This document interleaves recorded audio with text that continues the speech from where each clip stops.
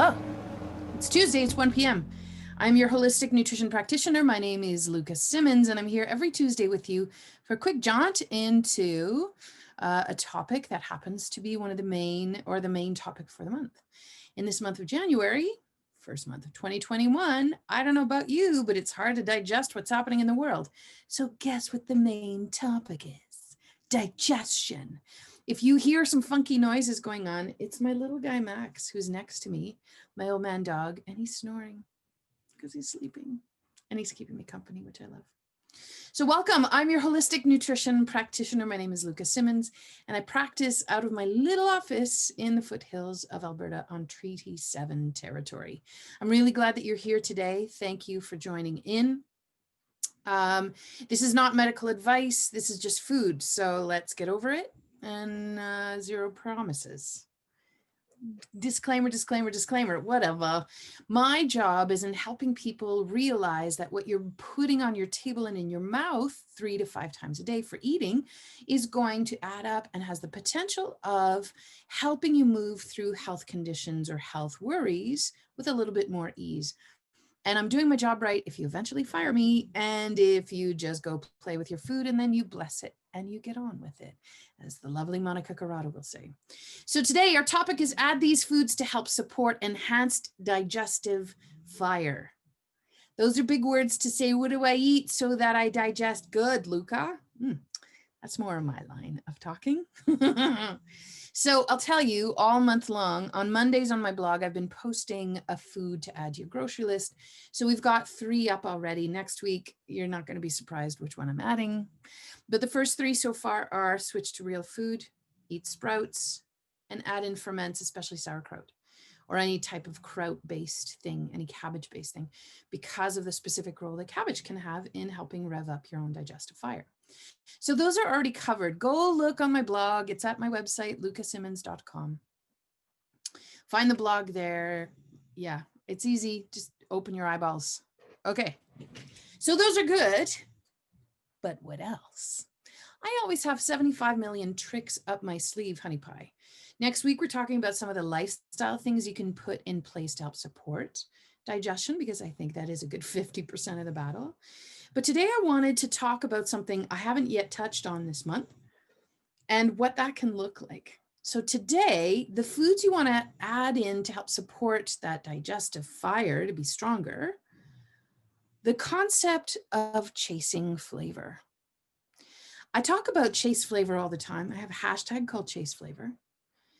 And I talk about it time and again. It is kind of rolled into my philosophy, if you will, of play with your food. And I mean that in the real sense. Go play with your food. If it doesn't taste good, it's because you're not done making it yet. Add things to it till it tastes good. And one of those concepts is adding flavor. One of the brilliant things when you add flavor to a meal, the flavor itself wakes up your digestion. Just think back, I did this in a recorded class yesterday, so you wouldn't have seen it. But anyway, imagine you're coming home from a long day of work, open the door, and your sweetheart said that they're going to be making dinner that day. So you open the door. The waft of garlic and onions washes over you. What happens in your body? Give it a think.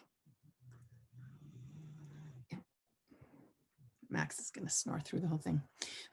But what happens to your body when you smell this garlic and this onion? Oh, you start to salivate. Oh, you start to think about dinner. If you sit in it for 20 seconds, now you'll start to get a rumbling in the tummy because your body is getting you ready to eat.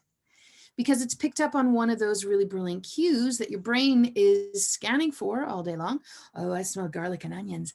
I bet that means there's chili later, or I hope there's mushrooms and onions in there and that we'll have that with steak.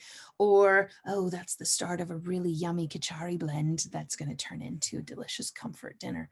Whatever the case may be, when you smell flavor, you now turn on digestion in the brain. Yeah. You didn't even have to think about it. No, for God's sake, we're just enhancing the beautiful, natural, marvelous workings of the human body. We're just going to capitalize on them. I guess you could call them life hacks. I don't want to call it life hack. I want to call it, that's just how you work.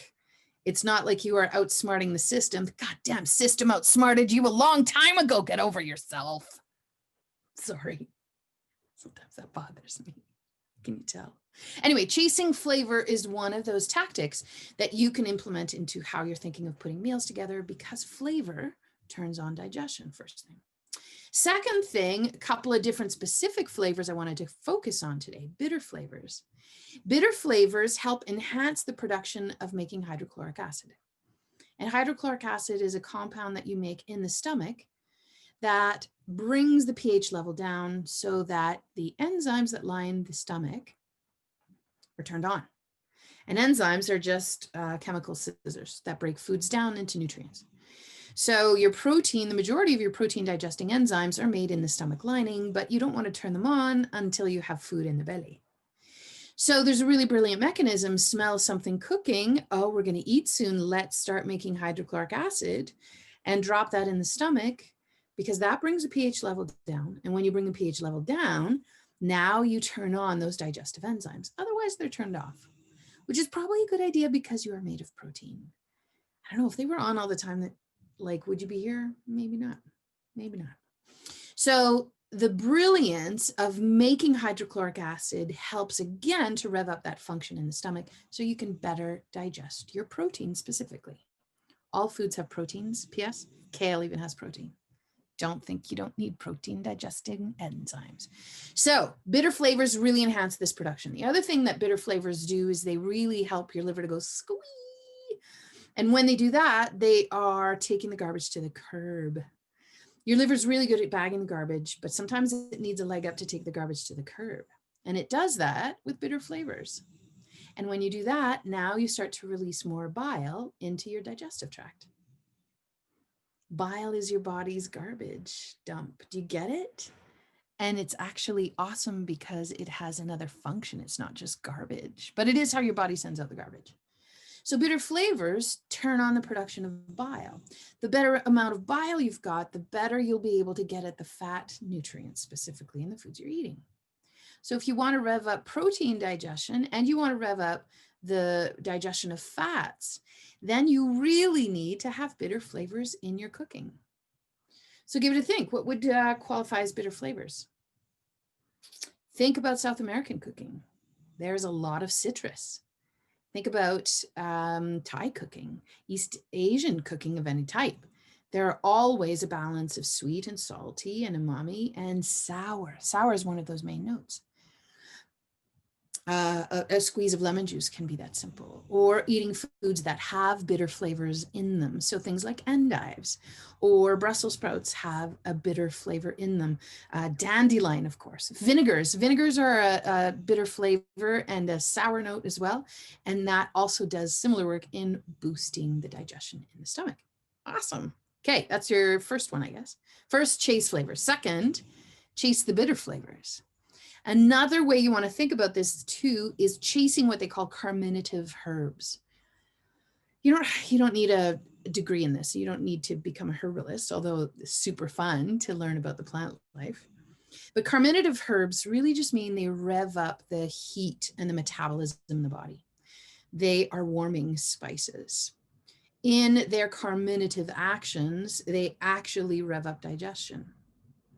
Because digestion is a metabolic act. Anything you can do to boost metabolism is going to help increase your digestion. Oh my gosh, everything is metabolism. Carminative herbs help reduce gas. Carminative herbs help increase the production of hydrochloric acid. Carminative herbs can help rev up a sluggish digestive system. Okay, so what's a carminative herb? A lot of them are carminative in nature. So flavor again, if you don't want to keep it, if you want to keep it simple and want to keep away from the complication, why don't you just chase flavor?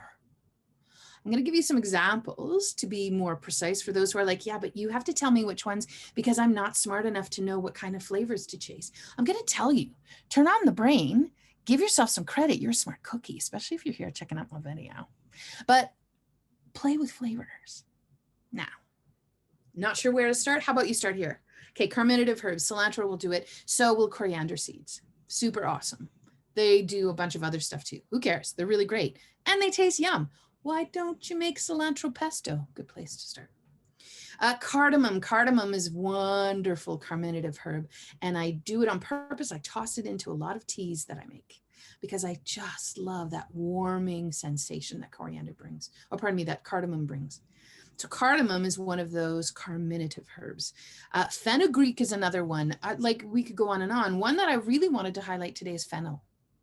And a lot of people don't necessarily give fennel the credit because fennel is fairly inexpensive and kind of one of those things that you've had for 10 years in the pantry. And is there even any flavor left? Well, fennel, I'll tell you, fennel, particularly one of its brilliance is in, it actually helps to bring in milk supply, yes. But that's not what we're talking about today. Fennel helps reduce gas. It is actually super well known to reduce gas. So if you're struggling from digestive stuff and gas is feeling a little out of control, fennel helps to reduce that. Huh. Because of its carminative actions. What? I know. Also, fennel is a brilliant anti-inflammatory. Helps reduce inflammation. Anywhere you're going to reduce inflammation, you're reducing the stress in the body.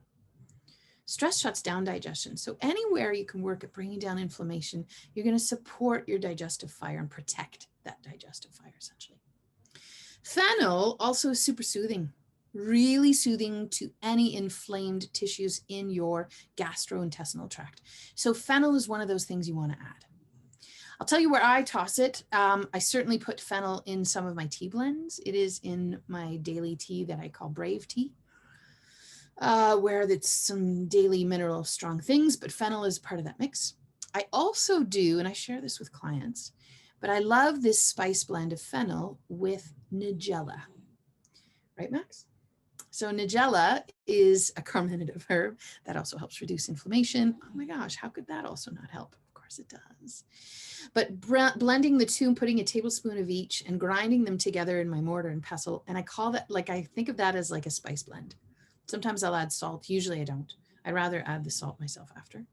So fennel and Nigella, 1-to-1 ratio, 1 teaspoon to 1 teaspoon, or a tablespoon to tablespoon, or quarter cup to quarter cup. God, that'll last you forever.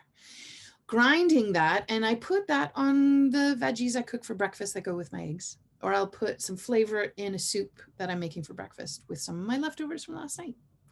So anywhere you can chase flavor and add flavor, you're going to be revving up that digestive fire. So this is one of those concepts I haven't covered in videos. I haven't done in blog posts. I am not going to do a social media post. This is it. So tag this one, save it, share it with someone, send it to yourself so you can save it. It's going to go up on my YouTube channel, so you'll be able to find all of my Tuesday lives there to help enhance digestion, all in one playlist. Should make it easy to find. And yeah, please do share it with someone because I am working completely off of the advertising radar. Zero advertising. The only advertising I rely on is the kindness of people who have received benefits from working with me or from taking some of the advice they've heard here on the free stuff and paying it forward. So think about how you can pay it forward. And if it means you're going out for a walk and you're going to feed birds, I'll also take that. I wish you a wonderful week ahead. We'll meet again next Tuesday at 1 p.m. If you have any questions in the meantime, pop them in the comments below, whether you're watching right now on Facebook or after the fact, or if you're watching it on the YouTube channel. I will get back to you as soon as I get notification of the message. I wish you a wonderful week. And now when I say go play with your food,